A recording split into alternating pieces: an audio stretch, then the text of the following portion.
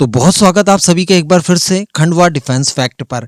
आज की इस वीडियो में हम लोग बात करने जा रहे हैं भारत और इजराइल के संदर्भ में। इस समय की अगर बात की जाए तो इजराइल के ऊपर दुखों का पहाड़ टूटा हुआ है। हम सभी जानते हैं कि ऑस्ट्रेलिया के बीच पर जो कुछ भी हुआ, जहां पर 15 से ज्यादा इनोसेंट जूस पीपल मारे गए, ये अपने आप में बहुत बड़ी घटना है। ज्यादा बताने की आपको आवश्यकता नहीं है। दो पाकिस्तानी मूल के व्यक्ति जो कि आपस में बाप बेटे थे, ये ऑस्ट्रेलिया में रह रहे थे और इन्होंने सिडनी के एक बहुत ही प्रसिद्ध बीच पर जाकर अचानक से फायरिंग शुरू कर दी और इसमें जूस कम्युनिटी के 15 से ज्यादा लोग मारे गए जो कि अपना फेस्टिवल सेलिब्रेट कर रहे थे। ये घटना जिस तरह से हुई, इसे आप पहलगाम की घटना से जोड़ सकते हैं। ये बिल्कुल उसी तरह की थी जहां पर आतंकियों ने रिलीजन देखकर इनोसेंट लोगों के ऊपर अटैक किया और जिस तरह की फोटोज और वीडियोस वगैरह वायरल हुए, मैं आपको ज्यादा कुछ तो नहीं दिखा सकता यहाँ पर, लेकिन ये फोटो को आप कंपेयर कर सकते हैं भारत के ऊपर हुए आतंकी हमले 26/11 से। कसाब की फोटोज भी कुछ इसी तरह से उस समय वायरल हुई थी। तो एक और पाकिस्तानी कसाब ने उस देश को टारगेट किया जो कि भारत का सबसे बड़ा दोस्त था। आप सभी को याद होगा जब नफ्ताली बेनेट प्राइम मिनिस्टर हुआ करते थे इजराइल के,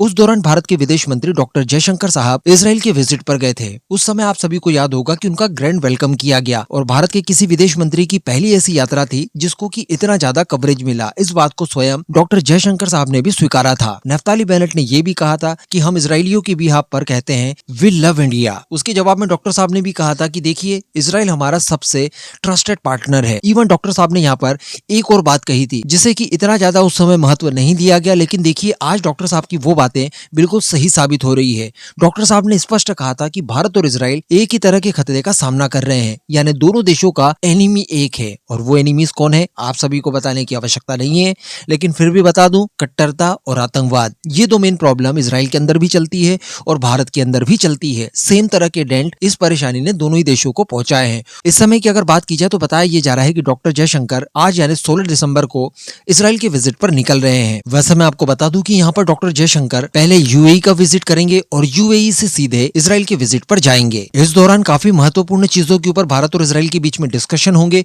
लेकिन निश्चित तौर पर इस घटना के हो जाने के बाद ये कहा जा सकता है कि जो सबसे बड़ा मुद्दा होगा वो यही होगा, सेम एनिमीज के खिलाफ किस तरह की ज्वाइंट रणनीति बनाई जाए। संभवतः इसके ऊपर भारत और इजराइल के बीच में यहाँ पर तैयारियां हो सकती है। ये विजिट इस समय इसलिए भी ज्यादा इंपॉर्टेंट बताई जा रही है क्योंकि हम सभी जानते हैं कि प्राइम मिनिस्टर बेंजामिन नेतन्याहू का भारत विजिट था, लेकिन लाल किले चौक पर जिस तरह का आतंकी हमला हुआ दिल्ली के अंदर, उसके बाद उन्होंने अपना ये विजिट टाल दिया। वहाँ की सीक्रेट एजेंसीज को उनकी सिक्योरिटी को लेकर कंसर्न थे और इसी के चलते उनका विजिट टाल दिया गया। उसके तत्काल बाद हमारे विदेश मंत्री का इजराइल विजिट काफी ज्यादा इंपॉर्टेंट हो जाता है। साथ ही यहाँ पर कुछ एक्सपर्ट्स का ये भी मानना है कि इस विजिट के दौरान ऐसी कोई स्ट्रेटेजी भी बनाई जा सकती है जिसमें हम लोग आने वाले समय में भारत इजराइल का कोई ज्वाइंट मूवमेंट पाकिस्तान के अगेंस्ट देख सकते हैं। क्योंकि देखिए, ऑस्ट्रेलिया के सिडनी में जो कुछ भी हुआ, इसके पीछे भी डायरेक्ट इनडायरेक्ट वे में पाकिस्तानी नागरिकों का नाम निकलकर सामने आ रहा है। नो डाउट इसके पीछे इस्लामिक स्टेट की साजिश बताई जा रही है, लेकिन पाकिस्तान की भी यहाँ पर बैकिंग हो, इससे इनकार नहीं किया जा सकता। इस समय की अगर बात की जाए तो पाकिस्तान के भी टॉप लिस्ट में भारत और इजराइल जैसे देशों का नाम मिलता है। तो निश्चित तौर पर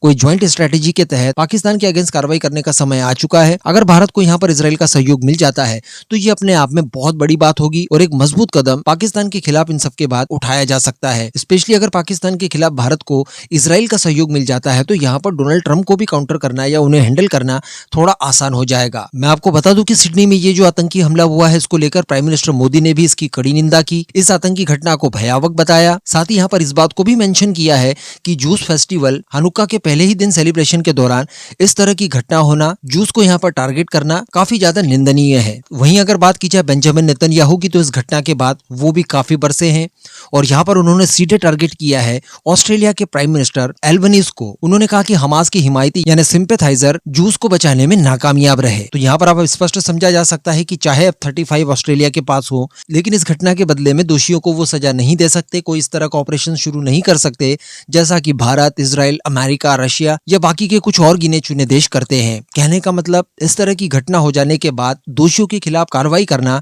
ये भी अपने आप में बहुत बड़ी बात है और हमें गौरवान्वित होना चाहिए कि पिछले 10 सालों से कम भारत के अंदर एक ऐसी गवर्नमेंट आकर बैठी है जो इस तरह की सभी घटनाओं का प्रॉपर जवाब देती है। तो ऑस्ट्रेलिया से तो ज्यादा उम्मीदें नहीं की जा सकती कि वो दोषियों के खिलाफ कार्रवाई करे, लेकिन यहाँ पर इजराइल निश्चित तौर पर कुछ न कुछ जरूर करेगा। 16 जूस पीपल्स को मार देना इस तरह से, निश्चित तौर पर इसका बदला इजराइल हर हाल में लेगा। और ऐसी परिस्थिति में देखने वाली बात यह रहेगी कि भारत इजराइल मिलकर इस क्षेत्र में और क्या क्या कर सकते हैं। इस पूरे मुद्दे पर अब आपका क्या मानना है, इस पर आप अपना ओपिनियन जरूर दीजिएगा।